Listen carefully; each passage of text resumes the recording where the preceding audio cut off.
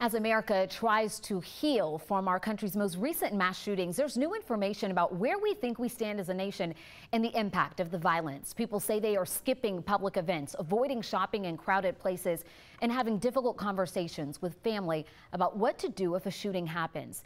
Here's a look at a new USA Today Ipsos poll and what it found. 3 key issues top the list of reasons why Americans believe we keep seeing mass shootings: our current mental health system, racism and white nationalism, and loose gun laws.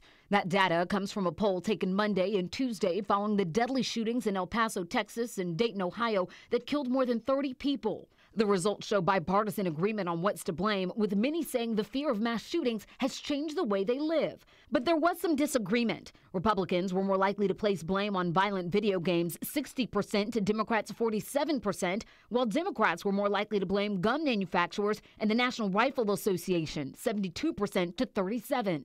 People were also split mostly down party lines on the role of President Trump in the violence, with 74% of Democrats holding the commander-in-chief responsible in some way compared to 23% of Republicans. But a more unified number agreed on what Congress should do about it. 59% of Republicans say the Senate should pass 2 measures already passed by the House that would tighten background checks on gun purchases.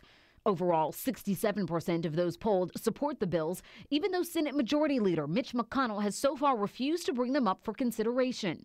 And more than half of those surveyed thought McConnell should cancel the Senate's August break to take a vote.